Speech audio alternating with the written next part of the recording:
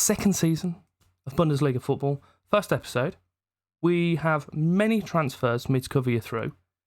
And to kick the episode off, the draw for the Europa group stages.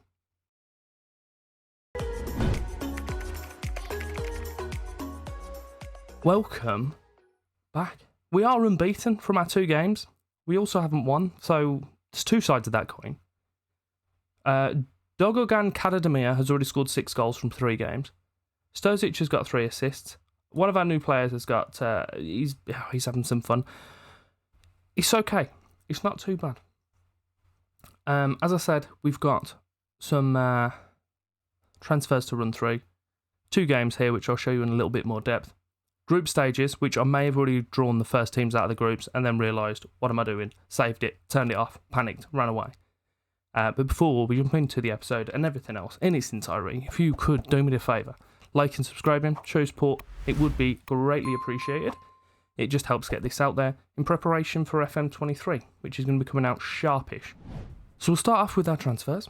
We haven't had too many players leave us. There's 2 that left us for money. In Stefan Kuhn has gone over to Cologne, and Malray has gone to Saint Etienne. So there's a big chunk of wages gone on both 2. I think it's about best part of 50k.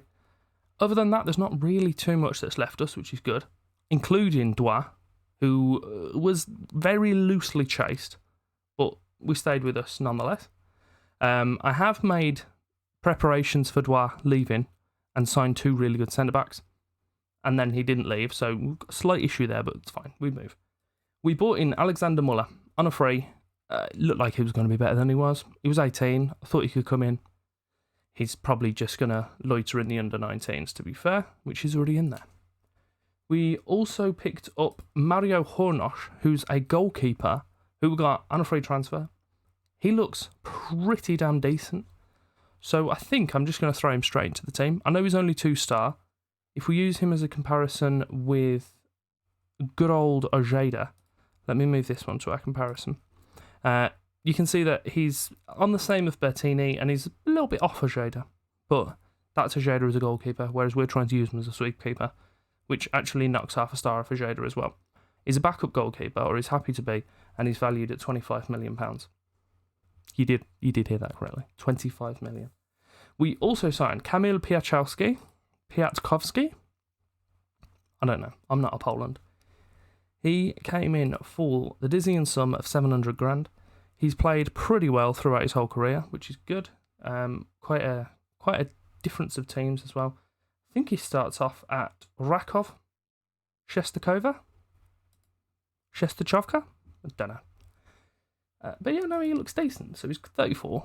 He's got a 2-year contract, 27 grand a week, which I didn't think was unnecessarily large. A few of our players do have quite large contracts now, but it's fine, we move. And he can play up on the right wing back if we really need him to, but I'd prefer him to stay centre back. We have signed Per Rodenburg from, where did he come from? Stuttgart for £12.5 million. He came over to them from Eindhoven for 16.5, so slightly cheaper. He should just do this holding mid role really well, and I've actually signed someone that is happy to do it as a roaming playmaker. He's doing a good job. He's already got a goal for us as well, and his value's more than what we paid. He's 26, so he's got a good few years, and he is being paid 67 grand a week. Not the highest earner. That award goes to Patrick Korolchuk. He is on £87,000 a week. That's quite a bit of money. He's a centre-back. He came into us for £21 million for Bayern Munich. I thought he was going to be a pretty good replacement for Dois. Turns out he's playing alongside him. He's going to be the centre-back, just doing centre-back things. And his jumping reached 19 as well, which is always fun. So as we said, we've played 2 games in the league, 2 draws. Rodenburg got our goal in response to Frankfurt's 19th minute lead. I don't know, I suppose. Finished 1-1. Stats were pretty even. If anything, they're edged in towards Frankfurt's favour, but pretty even. And most recently, we played Augsburg. Karademir got a brace. They scored early. We retaliated. We scored. They retaliated. Finished 2-2. They shouldn't have scored 2 goals, looking at their XG, but they did. kind of a reason why I'm thinking of just dropping out Ojeda and giving Hornos some starts. Because why the hell not? He did have a game, not a full one, admittedly. He played part, second half, just less than the second half, in our 7-0 win against Neustrelitz. Definitely wrong. Senga, Aquino, Karolchuk.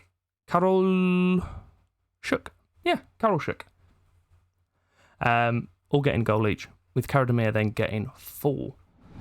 And yeah, as I said, I'm just going to put it on automatic draw. We've got one of the each teams coming through here. So at the moment, none of these are out of bounds.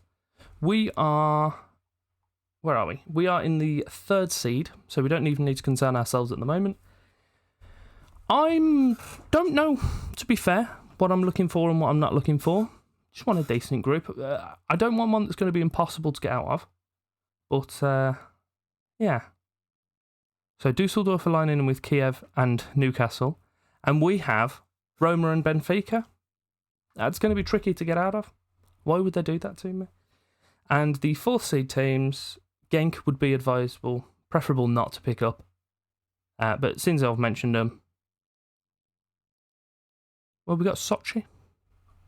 It's not just a race circuit. So we now have Hoffenheim, currently sat top of the league with a +5 goal difference. As obviously a 0, I don't know why I was about to tell you. I have vague concern. They have a certain forward who's playing for them, played against us twice last season, scored 3 goals. If you remember me telling you where he's gone, you'll know why I'm a little bit upset, because I like him. The only thing I'm saying is that pt.5, his training is horrific, so I'm just not rewarding him with game time. So we're taking him out. We're going to change this to a player-specific role and just make it to a centre-back, because that's what I told him position he'd play. So you'll only sulk at me if I play him as a ball-playing centre-back. Rodenberg's isn't great, but I also don't have anyone that can play that role, so he's just going to have to deal with it. And Ojeda's coming out for Hornosh, because why the hell not? So our team is going to be Hornosh in goal, Dwa, Karolchuk and Batenko as our back 3. We can, just for the memes, play Piatkowski, Polish, Karolchuk, Polish, and then Batenko, Polish, as our 3 centre-backs. Apparently I'm doing a Polish road to glory in the German league. We're invading... No, don't move there. Charis is playing right wing back, Rodenberg in the middle, and then Velesen out at left wing back, with Senga and Stozic as our centre mids, as they have been for about a year. Many people came in for Senga, and I could have got about 30 million for him, but I looked at his stats and I thought, you know what? He's pretty damn handy. The stars don't show it, but the stats do. So he's staying with us. We also have Aquino and Karadimir, who are staying. Both signed new contracts. Aquino's took him up to 50 grand a week, only valued between 16 and 19 now, but he didn't have the best of seasons last year. And Karadimir is on 43.5 grand a week, and he's now our most expensive player, between 57 and 64 million pounds. Considering we picked him up for 2.1 million, that's a pretty decent return if we do sell him. So I teased a certain striker. It was Matthias Areza. He's injured, he's not playing. Aquino has the ball on the right, floats it in towards Karadimir, nodded away. Wellison's picking up the ball with acres of space. He's got a guy behind him, whacks it into Senga, who's 55 foot tall, as we know, and he bounces the ball off the post. Stozic with a corner towards the near post, and it's handled by the looks of that. Osmera, I think they said the guy's name was, or Rameljack on there for some reason. While the ref's doing this, we have had the World Cup. None of our players really got too far. I think the one that got the furthest was Maure into like the quarters. However, England did win the World Cup, so I'm sure it's a sign for what's going to happen in about 2 months now. Still feels weird that the World Cup's going to be just randomly at the end of the year. We have had a penalty awarded. I don't know who's our penalty taker, to be quite honest. Do you know what? Let's find out. So our penalty taker should be Aquino, but is it going to end up being my goalkeeper? Probably going to regret this choice. But where's the fun in that? Go on, lad. On your league debut, get yourself a goal within 10 minutes. That's unfortunate. That's quite unfortunate. There's moments like that when you regret being an idiot, but we didn't have to, so don't worry about it. The ball didn't end up in their net, but it also didn't end up in ours. Milanovic, I mean, that's just a good finish. My goalkeeper's got short sleeves. I'm not gonna talk about the goal or anything else. I'm gonna skip it as soon as I can and just talk about my goalkeeper's short sleeves instead, and just try and distract myself from the fact that I'm now losing a game that I had a penalty in about 3 seconds ago. Butenko, up to Wellison. Aquino, back to Wellison. Brilliant ball through to Senga. And he's the world's fastest sideways runner. He must be a professional crab. Nascimento puts it through to Valencia, and he just racks it over. Charis, with a throw in on the right, puts it to Senga. Ball to the back post towards Karademir. Nods it across. Oh, and Aquino's shot's blocked almost immediately. Rodenberg is just disappeared. Everyone's disappeared. Ball was put into our area, but for some reason I just forgot how to speak. Falahian, Rammeljack's on the ball again. Out to Haug, back over to Rammeljak, Ramljak, I don't know. Valencia, Nascimento. Oh, that appeared to go through my goalkeeper from my angle, but I actually think it went to the side of him. I feel like this game may have gone differently had we scored that penalty. We have a highlight from kickoff. It's the second half now. Charis has the ball out on the right side.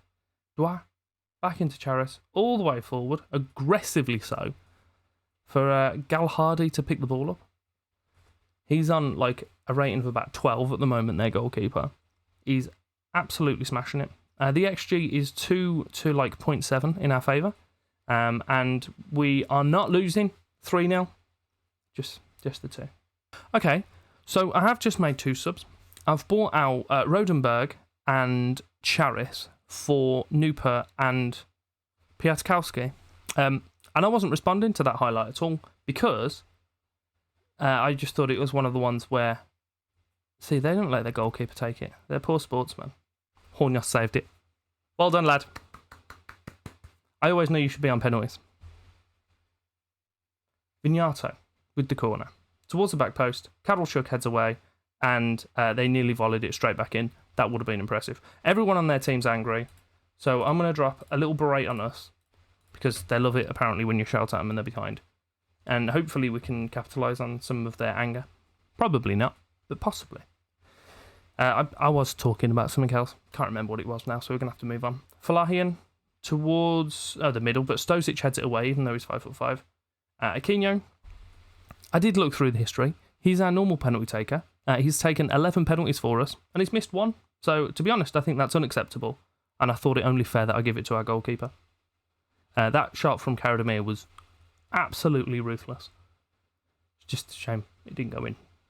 Bit of a frustrating game for us. XGs are pretty even now. They're actually in the favour of Hoffenheim at the moment. Just shows that we're not taking our chances. And yes, that does include the penalty I gave to a goalkeeper. I've referenced it 12 times now. He's made another save. This kid, he's good. Prieto. I was expecting that to finish because we've got like a minute of the game left. But Bueno, Garcia, Rammeljak. Rammeljak has had the ball more than I think my entire team. And that fella out left wing back has just got the most ridiculous name. Another fantastic save from Hornos. And there we have it. A loss. Played 3 games, got 2 points. I think even had we scored that early goal, I'm not sure we would have done much, but it would have been nice to know. And I've got to be honest, I don't regret it. I'd do it again, and I probably will. So with our group stage, and the fact that we've got about 2.5 weeks until FM is released, pre-release, whenever they decide to call that, I'm going to try and smash through this as quick as physically possible. So I'm thinking, our first one we're going to return for Benfica and Dortmund, maybe? And then the following one, we can finish up with possibly Bayern and Roma. Depends on how much I want to punish myself. But if you did enjoy that, do me a favour, liking, subscribing, show support on the channel. It would be greatly appreciated, as I mentioned earlier. But there will be some items on screen now, so you can carry on watching. And yeah, thank you very much for your time.